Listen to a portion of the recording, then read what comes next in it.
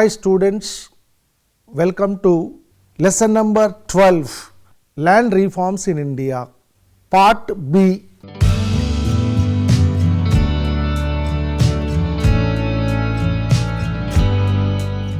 Ceilings on agricultural land holdings. A ceiling on agricultural holdings means statutory absolute limit on the amount of land which an individual may hold. The imposition of ceiling has two aspects. Number one, ceiling on future acquisition, and second one, ceilings on existing holdings.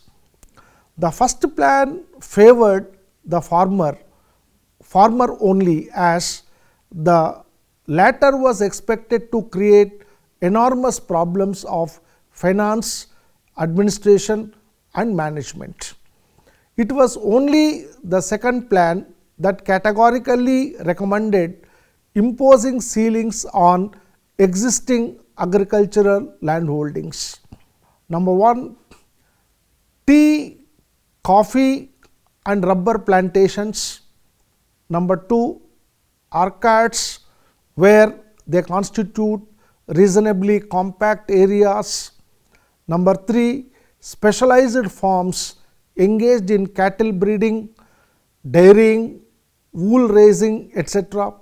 Fourth one, sugarcane farms operated by sugar factories.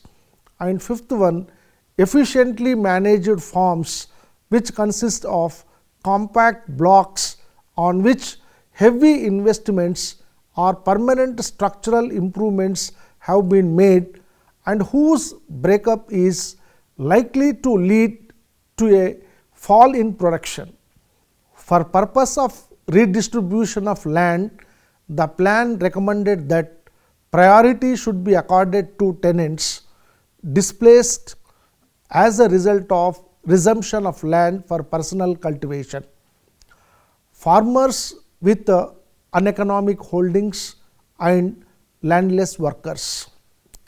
To prevent malafide transfers of land, the plan recommended that transfers of land which have already taken place should be reviewed, and for purposes of ceiling, the transferred land should be added to the land retained by the landlord. The main features of the new policy were as under. Number one, lowering of ceilings to 18 acres of wetland and 54 acres of unirrigated land. Number two, the changeover to family rather than the individual as the unit for determining land holding. Lowered ceiling for a family of 5. Third one, fewer exemptions from ceilings. Fourth one, retrospective application of the law for declaring benami transactions null and void. Fifth one, in order to insulate the measures from challenge in courts of law, jurisdiction of civil courts has been barred. Most of these laws have been included in the 9th schedule of the Constitution, which places them beyond any challenge in courts of law on grounds of infringement of fundamental rights. Under various ceiling laws, till September 2001, 2.98 million hectares of land had been declared surplus, of which 2.18 million hectares was distributed to 5.58 million beneficiaries. This shows that only less than 2% land has been declared surplus, while only 1.0% of the total cultivated area has been actually distributed.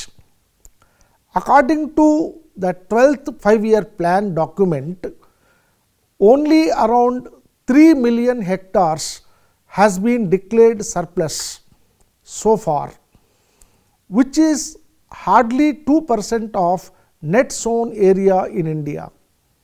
about 30% of this land has not yet been distributed as it is caught up in litigations.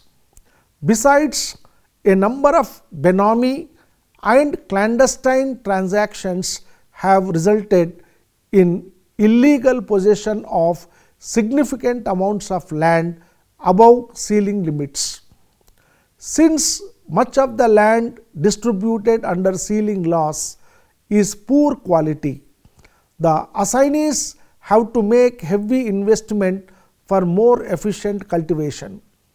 The allottees are provided assistance the rate of rupees 2,500 per hectare for land development, purchase of inputs and meeting other needs. The 9th 5-year plan and the 10th 5-year plan point out a new problem that has cropped up in recent years in the wake of the economic liberalization. In certain states like Karnataka, the industry and the large farmers are being given exemption from ceiling laws without seeking the permission of the Government of India. This would certainly go against the interest of the poor, as it would increase landlessness and depress agricultural wages. Now, let us discuss about the size of the agricultural land holdings in India. The data shows that the average size of holdings is very small in India. It was merely 1.33 hectare in 2000-2001. 62.3% operational holdings in 2000-2001 were marginal, that means less than 1 hectare. If small and marginal holdings, that means holdings less than 2 hectares are considered together, we find that as many as 81.3% holdings belong to this category, and they had 38.9% operated area under them, while 4/5 of operational holdings in India were small and marginal. In 2000-2001, area operated by them was just about 40%. As against this, while only 1.0% holdings were large, that means more than 10 hectares, they had 13.2% of area under them. This shows extreme inequalities in land ownership in India. Not only are the majority of holding in India very small, they are also fragmented into a number of units.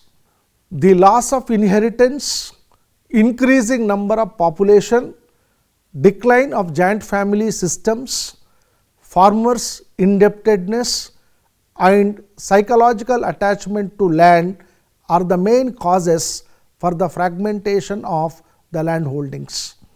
In view of these conditions, there was a necessity of consolidation of land holdings. Then fourth one, reorganization of agriculture. This includes consolidation of land holdings and cooperative farming.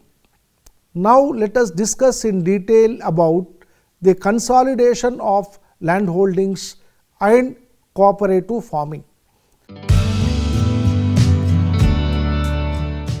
Consolidation of land holdings. The measure is designed to solve the problem of fragmentation of land holdings. The method adopted is to grant one consolidated holding to the farmer equal to the total of the land in different scattered plots under his possession. Initially, the program of consolidation was started on a voluntary basis, but was later made compulsory.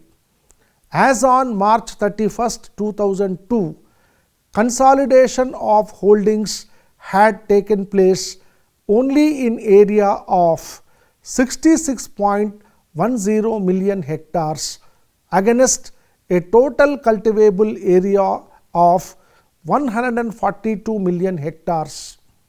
The bulk of the land consolidated has been in Punjab, Haryana, Maharashtra, Uttar Pradesh, Bihar and Orissa. In some states, not even a beginning has been made. In fact, only 15 states have passed laws for consolidation. Those not having laws are Andhra Pradesh, Tamil Nadu, Kerala, Pondicherry and the northeastern states. Though consolidation of holdings is a very useful instrument to solve the problem of fragmentation, the task is not completely accomplished unless laws are passed to prevent fragmentation in future. In the absence of such laws, land can be subdivided and fragmented again on account of the factors mentioned already. A common complaint heard in consolidation proceedings in villages is that the rich and the influential often manage to get fertile and well situated land, whereas the poor and uninfluential get inferior lands. Cooperative farming. This reform has been advocated to solve the problems created by subdivision of holdings. The idea is that farmers having very small holdings should join hands and pool their lands for the purpose of cultivation. It has been indicated that 82% of holdings in India are below 2 hectares and 39% of total operated area is under them. Cultivation on such small farms cannot be considered profitable. The strongest argument in favor of cooperative farming is that it is an effective method of solving the problems created by small uneconomic holdings. Holdings subdivided into small and non-viable farms can be pooled together through this method, and joint cultivation on the pooled land enables the members to reap all benefits of large scale farming. Another advantage of cooperative farming is that the marketable surplus of food grains and industrial raw materials can be obtained more easily from large farms and can be transported to the market on a bulk basis in an easier way. Agricultural surplus can be located and transported more easily. It also becomes easier to obtain agricultural data from large cooperative farms instead of subdivided and fragmented small farms. This increases the reliability and authenticity of agricultural data, which is essential for the good agricultural planning. However, the working of the cooperative farming societies has also revealed that their management lacked the necessary professional skills and the willingness to do the work effectively. Inefficient administration combined with corrupt practices eroded the confidence of the members of the society, who were soon disillusioned by the experiment of cooperative farming. There was a reverse tendency in operation, breakup of the society and reversal to individual farming. Now let us discuss about the evaluation of land reforms in India. We can sum up the important criticism into the following categories. Number 1, snags in legislation. Number 2, lack of political will. Number 3, apathy of the bureaucracy. The first one, snags in legislation. Under this, there are many aspects.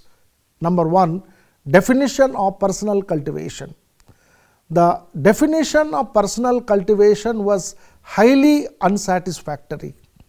In most of the states, personal supervision was taken to be a part of personal cultivation, and even this did not require supervision by the landowner himself. It would suffice if supervision was done by any member of the landlord's family. Not even the presence of the landowner in the village was considered necessary. These flaws in the definition of personal cultivation have been a major factor in large scale ejectment of tenants. Second one, limits for retention of land for personal cultivation. Not only was the definition of personal cultivation defective, intermediaries were allowed to retain substantial areas of land for personal cultivation. This enabled zamindars to resume areas of land for cultivation, defeating the very object of zamindari abolition. Only their name has changed. While previously they were known as zamindars, they are now known as absentee landlords. The next one, transfer of land to family members.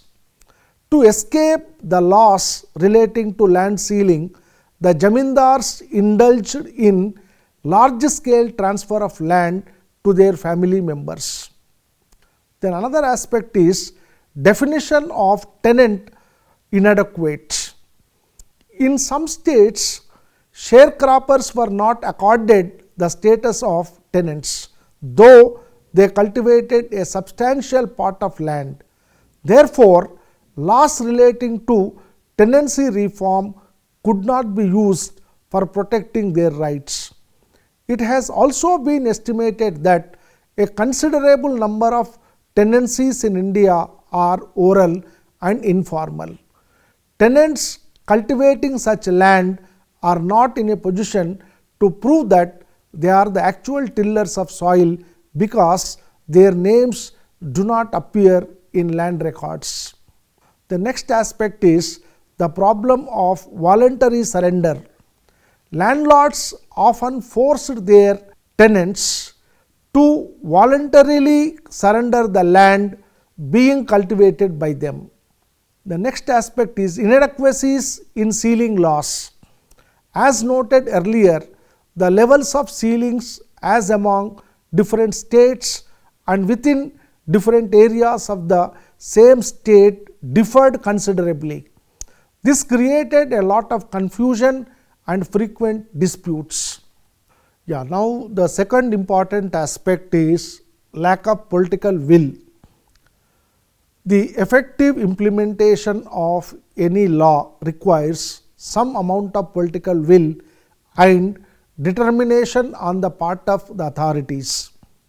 Radical laws like the land reform laws, which aim at restricting the entire property relations in the countryside, require a substantial amount of courage and determination for implementation. Given the tardy progress of land reforms, it seems that the governments were not interested in the implementation of the legislations enacted, but were merely trying to wear the progressive and socialistic look while containing to function under the directions and pressures of large farmers. And third one is apathy of bureaucracy. Side by side, the lack of political will goes the apathy of bureaucracy in implementing the land reforms. In fact, both are intricately linked up together, and the latter flows from the former. This would be evident from the fact that whatever enthusiastic administrators sought to implement the land reforms strictly, they were immediately transferred elsewhere by the political bosses. This dampened the spirits of the dynamic administrators in bureaucracy and had an overall demoralizing effect. It has also been observed that a number of persons in the higher positions of the administration are substantial landowners themselves. This shows that the very instruments of implementing land reforms have turned into instruments of subverting land reforms. The nexus between the politicians, administrators and large landowners of which we have talked has brought the rich peasant power into the limelight. This rich peasant power dominates state governments, regional and local administration, and serves as the principal instrument of land grabbing and as a strong impediment in the implementation of land reforms. In this lesson, an attempt has been made to analyze the necessity of land reforms in India during the post-independence period and the objectives of land reforms and the measures contemplated to achieve the objectives of land reforms. We have elaborately discussed about the major initiatives as part of land reforms in India, such as abolition of intermediaries, tenancy reforms, ceilings on land holdings, consolidation of land holdings and cooperative farming. On the basis of this analysis, we can state that land reform measures were not much successful in India. It is said that in spite of the implementation of land reform legislations, still the social and economic inequalities are persisting in rural areas and the land has not been distributed equitably among all the sections of Indian society.